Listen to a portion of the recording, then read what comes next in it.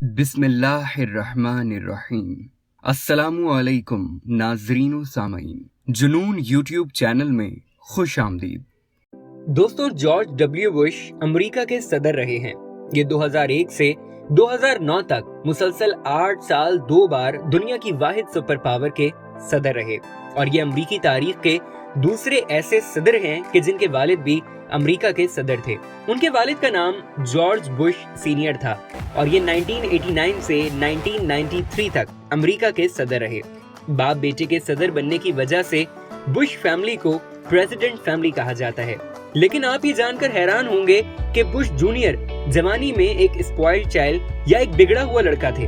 یہ شراب کے عادی تھے، یہ اس کے بغیر سروائیو نہیں کر سکتے تھے، دن رات نشے میں دھت رہتے تھے۔ ان کی دوستیاں بھی برے لوگوں کے ساتھ تھیں۔ بش کا اپنا ایک گینگ تھا، اور یہ پورا گینگ نشئی اور بے راہ لوگوں پر مشتمل تھا۔ یہ لوگ سارا دن شراب پیتے رہتے اور راتیں کلبوں میں گزارتے تھے۔ جھگڑے، دنگے اور فساد بھی ان کا معمول تھا۔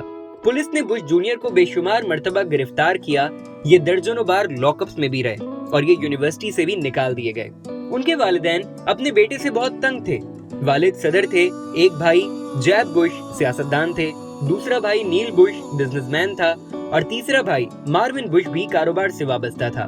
پورا خاندان کامیاب اور مشہور تھا، لیکن بش جونیئر بری طرح بے راہ ہو چکے تھے۔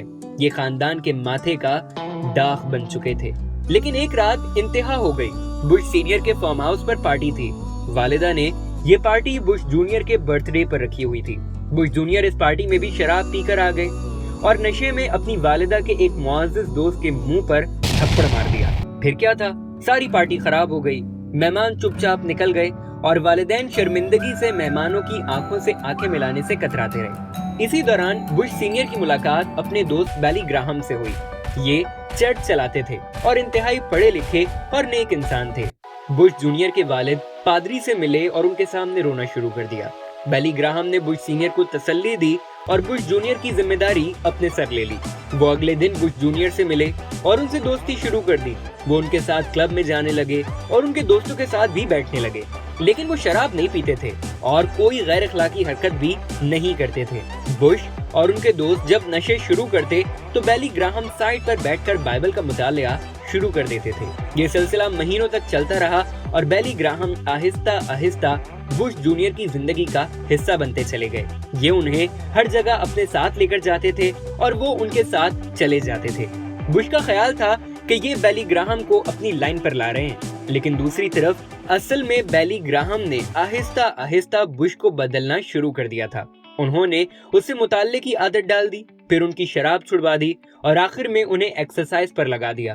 بش کے تمام نشئی دوست آہستہ آہستہ ان کی زندگی سے نکلتے چلے گئے، اور یوں یہ ایک نارمل زندگی گزارنے لگے۔ بش اس کے بعد سیاست میں آئے، ٹیکساس کے گورنر بنے، اور آخر میں 2 بار امریکہ کے صدر منتخب ہوئے۔ آپ یہ جان کر حیران ہوں گے کہ صدر بش نے اس کے بعد 30 سال شراب کو ہاتھ نہیں لگایا۔ یہ امریکہ کے انتہائی پڑھے لکھے صدور میں بھی شامل ہوتے ہیں۔ آپ کسی اچھی کتاب کا نام لے لیں، بش نے وہ کتاب ضرور پڑھی ہوگی۔ میں یہاں آپ کو ایک بڑی دلچسپ بات بتاتا چلوں کہ امریکہ کی تاریخ میں پچھلے 11 صدر شراب نہیں پیتے تھے، اور ان میں ٹرمپ بھی شامل ہیں۔ ان میں سے کوئی شخص شراب نہیں پیتا تھا۔ 11 میں سے 10 صدور نے کتابیں لکھی، اور یہ روز 2 گھنٹے ورزش بھی کرتے تھے، یونیورسٹیز میں لیکچرز بھی دیتے تھے، اور یہ روزانہ مطالعہ بھی کرتے تھے، جبکہ ہمارے حکمران ان سے بالکل مختلف ہیں۔ تو دوستو، ہمیں یہ مثال بتاتی ہے کہ آپ اگر خود کو یا اپنے کسی بھائی یا اپنے بیٹے کو بدلنا چاہتے ہیں تو آپ اسے کسی نیک، پڑھے لکھے اور قابل و مخلص شخص کی صحبت میں دے دیں۔ یہ صحبت اسے اندر و باہر دونوں سائڈ سے بدل کر رکھ دے گی۔ شیخ سعدی اپنی مشہور زمانہ کتاب گلستان سعدی کے دیباچے میں لکھتے ہیں کہ ایک دن حمام میں میرے دوست نے مجھے خوشبو والی مٹی دی۔ میں نے اس مٹی سے پوچھا کہ تو مشک ہے یا عنبر ہے؟ تیری خوشبو نے تو مجھے مست کر دیا ہے۔ مٹی کہنے لگی، میں تو مٹی ہی ہوں، مگر ایک عرصے تک پھولوں کی صحبت میں رہی ہوں۔ یہ میرے ہم نشیں کا جمال اثر ہے، ورنہ میں تو وہی مٹی ہوں۔ تو دوستو، اللہ تعالیٰ نے انسان کی سرشت میں یہ خصوصیت رکھی ہے کہ یہ دوسروں کا اثر بہت جلد قبول کرتا ہے۔ جب یہ کسی کے پاس بیٹھنا، اٹھنا یا آنا جانا شروع کرے گا تو اس کے خیالات، نظریات، سیرت، کردار، اخلاق اور گفتار و طریقہ کار سے متاثر ہوتا چلا جائے گا، और कुछ अरसे में उसका असर उसकी शख्सियत पर भी वाज़ेह नजर आएगा। और कहते हैं कि इंसान अपनी सोहबत से पहचाना जाता है। अगर कोई शख्स लोहार के पास बैठेगा तो उसके कपड़ों के जलने का खतरा है कि लोहार की भट्टी से लिबास को नुकसान पहुंच सकता है। और अगर इत्र फरोश के पास बैठा जाए तो इत्र की खुशबू दिलो दिमाग को घंटों तक मुअत्तर रखेगी। इस हिकायत की रोशनी में ये बात वसूख के साथ कही जा सकती है कि इंसान के दोस्त अहबाब नेक होंगे तो यकीनन अच्छे असरात उस शख्स पर भी मुरत्तब होंगे, और अगर कोई बुराइयों में मुब्तला होगा तो यहाँ भी ऐसा ही मामला दरपेश आएगा। साथियों और दोस्तों के ख्यालात और सोच में तब्दीली आएगी।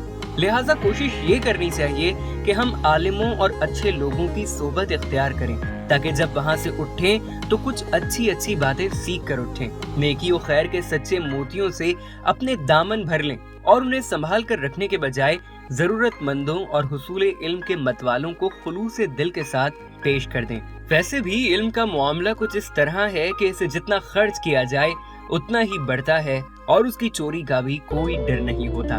दोस्तों, ये सोहबत का ही असर है जो शेर को शेर बनाता है। अगर आप किसी शेर के बच्चे को गीदड़ों के दरमियान रहने दें तो कुछ ही अरसे में शेर जैसे ताकतवर और बहादुर जानवर का बच्चा गीदड़ों की तरह दुबकने लगेगा, मुर्दार खाने लगेगा और डर डर कर रहने लगेगा।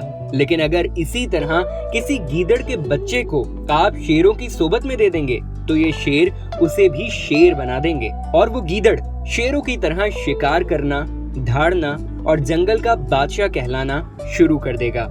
ये याद रखें कि इंसान को सोबत ही खराब करती है और इंसान को सोबत ही अच्छा बनाती है। हम सब उन 5 लोगों की एवरेज होते हैं जिनमें हम अपना ज्यादातर वक्त गुजारते हैं। शायद इसीलिए दुनिया के तमाम पुराने बादशाह अपने शहजादों के लिए औलिया इकराम और फलसफियों की सोबत का बंदोबस्त करते थे।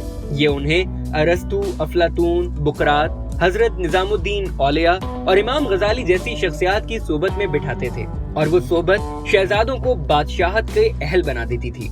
इब्ने बतूता ने 56 मुल्क देखे थे। ये जिस मुल्क में भी जाता था बादशाह उसे महल में ठहराते थे और अपने शहजादों और गुजरा को उसकी सोबत में दे देते थे और वो उन्हें मुख्तलिफ मुल्कों के मुख्तलिफ निज़ाम व इंतजाम के बारे में बताता रहता था। ये जब 1354 में वापस मोरक्को पहुंचा तो बादशाह ने उसे अपने पास मुस्तकिल तौर पर मुलाजमत के लिए रख लिया। ये दुनिया की पहली यूनिवर्सिटी फैज यूनिवर्सिटी में लेक्चर भी देता था। मार्को पोलो को चीन के बादशाह कुबलाई खान ने अपने दरबार में शामिल कर लिया था और ये और उसका खानदान दिन में एक बार कम से कम उससे मुलाकात जरूर करता था। लिहाजा आज का सबक यही है दोस्तों कि आप अपने आप को जैसा बनाना चाहते हैं आप वैसे लोगों में बैठना शुरू कर दें, आप वैसे हो जाएंगे। ये फॉर्मूला यकीन करें पूरी दुनिया में आजमाया गया और इसके रिजल्ट इंतहाई अच्छे और कामयाब हैं। वीडियो देखने का शुक्रिया। इस वीडियो को लाइक कीजिए और इस तरह की मजीद वीडियोस देखने के लिए हमारा चैनल सब्सक्राइब कर लीजिए।